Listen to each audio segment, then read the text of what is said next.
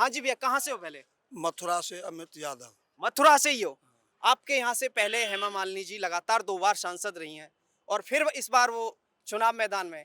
क्या लगता है इस बार कौन जीतेगा? क्या उन्होंने कुछ ऐसे कार्य किए हैं जिसको लेकर जनता और जो प्रेजेंट में एक और प्रत्याशी हैं, संयुक्त प्रत्याशी हैं गठबंधन के, उनमें और इनमें फ़र्क क्या है? इनमें और उनमें फर्क सबसे पहला तो ये फर्क है कि जो हेमा मालिनी है मथुरा से सांसद, वो 10 साल में 10 बार आई हुई हैं। सबसे पहला फर्क तो उनमें ये है। तो 10 साल में 10 बार आई हैं, वो जनता के बीच आती नहीं है। जनता ने तो उनको देखा ही तक नहीं है। जनता के बीच क्या आएंगी वो? जब जब जनता ने नहीं देखा उनको तो वो जनता के बीच कैसे आएंगी? तो जनता ने उनको नहीं देखा। एक और यहाँ पे मैंने बहुत सारा जब मैं मथुरा में आया हूँ तो यहाँ एक और डिमांड प्रवासी वर्सेस ब्रजवासी। तो क्या है इसको मथुरा की जनता किस प्रकार देख रही है? मथुरा की जनता इस प्रत्याशी को, इंडिया गठबंधन के प्रत्याशी मुकेश धनगर को इस तरह देख रही है कि ये चुनाव एक तरफा चुनाव होने जा रहा है। ये हेमा मालिनी की इस चुनाव में जमानत जब्त होने की कगार पर है और मुकेश धनगर जी भारी बहुमत से विजयी। अच्छा, क्या कुछ परेशानी रही है जो पिछले 2 साल के अपने कार्यकाल में जो मथुरा की समस्याओं को हल नहीं कर पाई, या कुछ समस्या ऐसी हैं बताओगे जो समस्या उन्होंने हल नहीं की? सबसे पहले तो ये समस्या है कि वो समस्या हल कहाँ से करेंगी? जो मथुरा आते नहीं वो समस्या हल करेंगी कहाँ से? और सबसे मेन समस्या है वो मथुरा की जमुना जी की समस्या है, जमुना मैया की समस्या है। दूसरा नंबर पर जो समस्या है रोडों की समस्या है। क्या रोडों में वो तो घूमती नहीं है तो उनको मालूम होगा रोड कैसे हैं। अब हमारे सांसद जी जा रहे हैं और तुरंत डायरी में नोट कराते हैं कि यहाँ पर ये दिक्कत है, ये रोडों की परेशानी है, और होने के बाद सबसे पहले यही काम हमारे होंगे। तो क्या लगता है इस बार मथुरा की जो जनता किसे चुन रही है और क्यों चुनने वाली है? सबसे मेन बात तो ये है कि मथुरा की जनता जान चुकी है कि हमारा प्रत्याशी ब्रजवासी हो। सबसे पहला मुद्दा तो ये है। तो सबसे पहला जो मुद्दा निकल के आ रहा है कि प्रत्याशी ब्रजवासी चाहिए। हाँ, यही है। 1350 किलोमीटर नहीं जाना पड़े हमारे जनता को, मथुरा की जनता को। अच्छा, उसे उसे आदमियों से बास मारती है मालिनी। माननीय सांसद जी, और हम तो कहेंगे पूर्व सांसद जी पूर्व सांसद हेमा मालिनी जी, करिंदर सिंह विधायक थे गोवर्धन क्षेत्र के, वो गाड़ी में उनकी में बैठ गए थे और उनको हवा खारिज हो गई थी। हमारी भाषा में कहते हैं हवा खारिज। उनको हवा खारिज हो गई थी। उनको वही हाईवे पे, रिफाइनरी पे, उनको गाड़ी में से नीचे उतार दिया गया था। जनता के चुने हुए विधायक को सांसद ने गाड़ी से उतार दिया। हाँ, जनता के चुने हुए विधायक को माननीय सांसद हेमा मालिनी जी ने उनको गाड़ी से बाहर उतार कर और उनसे कह दी हाँ गाड़ी से बाहर जाइए और आप में स्मेल आ रही है। अच्छा, ऐसा सांसद मथुरा की जनता को नहीं चाहिए, नहीं चाहिए। नाचने गाने वाली है वो। हमारे मथुरा की जनता की भूत थी जो 14 में और 19 में नाचने गाने वाली को हमारी मथुरा की जनता की भूत थी, उन्होंने चुना। और 1967 में माननीय मनीराम बागड़ी जो हरियाणा से आए थे यहाँ पे मथुरा में और साइकिल से उन्होंने मथुरा की चुनाव प्रचार किया था। मथुरा की जनता इतनी भोलीवादी है जो भारी प्रत्याशी को, आग बरस रही है मथुरा। भारी प्रत्याशी को समझने की कोशिश नहीं करती और वोट दे देती है। मनीराम बागड़ी भी यहाँ से चुनाव जीते और यही मथुरा की धरती है किसी भगवान की। यहाँ पे माननीय अटल बिहारी वाजपेयी सन 67 में यहाँ से चुनाव हारे और हारने के बाद में वो भी नकलों हुए, ग्वालियर से हारे, नकलों से जीते। ठीक है, बच्चू सिंह जी चुनाव में हेलीकॉप्टर से चुनाव कराया। मगर ये एक हमारे मुकेश धनगर जी एक सामाजिक कार्यकर्ता, तो जमीनी स्तर के कार्यकर्ता जनता के बीच जाते प्रॉपर। जनता के बीच रहते हैं। बीएसए कॉलेज से इन्होंने राजनीति स्टार्ट की है और आज तक ये मथुरा का प्रत्याशी नहीं है, ये मथुरा का बेटा है। और इस बेटे की मथुरा की जनता लाई रखेगी और 100% रखेगी।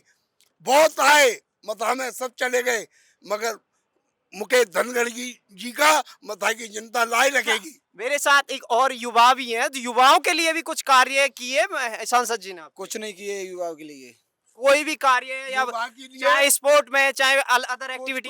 कुछ भी नहीं किए। माननीय प्रधानमंत्री मोदी जी कहते हैं सबका विकास सबका साथ, महिलाओं का साथ। महिलाओं को देख लो, हमारे मथा के अपोजिट है हाथरस, यहाँ पे कैसे बलात्कार हुए और उसी रात को उसकी चिता को अग्नि दे दी गई। और जो आज जयंत चौधरी जो भाजपा की गोद में बैठे हैं, उसी जयंत चौधरी पे माननीय मुख्यमंत्री योगी आदित्यनाथ ने लालटियां बरसाई और मसा के कार्यकर्ताओं ने, वो तो आज उनमें ही जा मिले। हाँ उनमें जा मिले। उसी जयंत चौधरी को मसा के कार्यकर्ताओं ने अपनी ईमानदारी दिखा के लाठियों से बचाया, नहीं खोपड़ी फूट जाती, खून के लाश बिक जाती वहां पे। हाँ जी, हाँ जी, आप कुछ कहना चाह रहे हैं? हम ये कहना चाह रहे हैं, जयंत चौधरी अभी उसी में जाके चले गए बात ठीक। अब जयंत चौधरी को ये तो जनता बताएगी कि जयंत चौधरी कैसे उसमें गए हैं, यह चीज की तो जनता फैसला करेगी। अखिलेश यादव जी 7 सीट दे रहे थे उत्तर प्रदेश, कितनी 7 सीट 7। और जो उन्होंने क्या निभाया मालूम है, अपने बाप का फर्ज निभाया। तो भारत रत्न मिल गया कह रहे, हमारी भावना तो जुड़ गई। भारत रत्न मिल के वो क्या बोल रहे हैं, भारत रत्न मिल गया सारा काम हो गया, मगर भारत रत्न सारा देश की जनता के क्या भला हुआ, किसानों का क्या हुआ? किसान बदहाल है, किसान सड़कों में लूट रहा है, किसानों के साथ में मारपीट हो रही है। वो दिन भूल गए जयंत चौधरी, जो जाट लोग सड़कों में दिल्ली में कैसा जाम लगाया। तो किसानों के, नौजवानों के मुद्दे तो अभी भी बरकरार हैं। बरकरार ना, तो जयंत चौधरी जी से पूछिए आप ये बात। जयंत चौधरी कहते हैं मैं चमन्नी नहीं हूँ इधर से इधर गिर जाऊं। चमन्नी से मतलब नहीं है, आप चमन्नी क्या, आप तो 1 रुपए से भी ज्यादा गिर पड़ो। तो जयंत चौधरी जी इस बार ये मथुरा में जो गए, अखिलेश जी ने 7 की गई थी, 5 सीट को भूल के। जो कार्यकर्ता मेहनत कर रहे हैं, आपकी पार्टी में मेहनत कर रहे हैं, आपको 2 मिली है, 7 मिलती तो 5 और लड़ते ना आपकी पार्टी का कार्यकर्ता। तो 2 सीटों में मात्र जो है जयंत चौधरी जी ने एहसान भूल गए अखिलेश यादव जी का, जिन्होंने राज्यसभा सांसद बनाया जयंत चौधरी को। राज्यसभा सांसद, उसी राज्यसभा सांसद आप अगर नाक वाले हो तो उसको पहले इस्तीफा देते।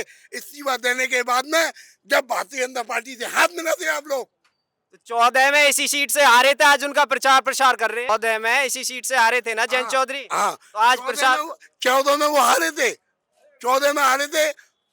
आपको बता दूं, ज्ञानवती जी हारी, उनकी दादी इसी सीट से गायत्री देवी, गायत्री देवी मतलब सॉरी गायत्री देवी हारी, दादी हारी। दादी ज्ञानवती हारी यहाँ से, ठीक है। मता के जाट ने कभी जयंत चौधरी चरण सिंह जी को कभी लाइक नहीं किया, मता की जाट समाज ने। जाट समाज की बात आई है तो जाट समाज इस बार किस तरफ है? जाट समाज कांग्रेस पार्टी की तरफ है, क्योंकि जाट समाज भारतीय जनता पार्टी से इतना तंग आ चुका है कि उन्होंने आंदोलन किए, सब किए, मगर जयंत चौधरी कभी आवाज नहीं उठाई उनके लिए। जयंत चौधरी जी ने आवाज नहीं उठाई, जाट समाज के होकर भी समाज के लिए। उठाई जयंत चौधरी ने, जयंत चौधरी का सबने साथ दिया। ऐसा ये कहती रही सबका विकास सबका साथ। आप देख लो क्या हो रहा है 10 साल में।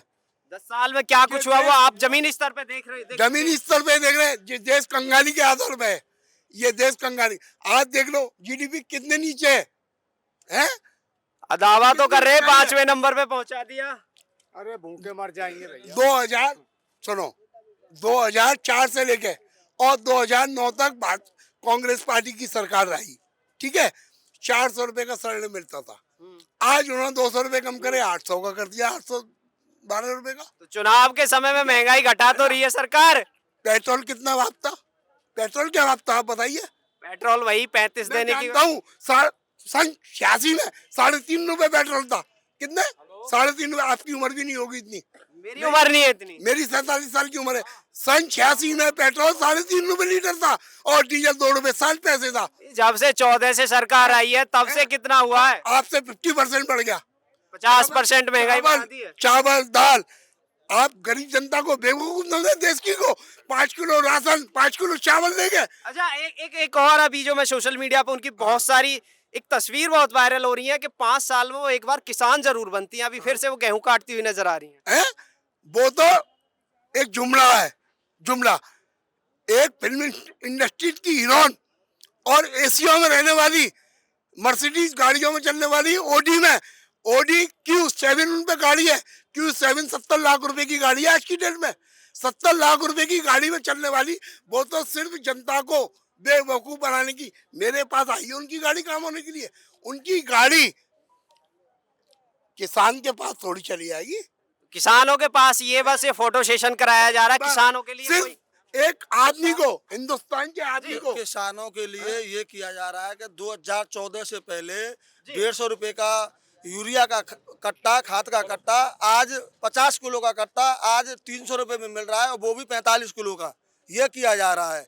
डीएपी का कट्टा पहले 700 रुपए का मिलता था, आज 1400 रुपए का मिल रहा है, वो भी 45 किलो का। ये हो रहा है किसानों के साथ। तो किसानों के लिए भी कभी कोई कार्य किए? और जयंत चौधरी कहते थे कि मैं चौवन्नी नहीं हूँ। अब बताओ, आप चौवन्नी नहीं तो वो क्या अठन्नी है फिर जयंत चौधरी? उनकी तो पहचान ही किसानों के लेकर ही। जी चौधरी चरण सिंह जी ने प्रधानमंत्री बने थे, कुछ ही समय के लिए प्रधानमंत्री बने थे इस देश के।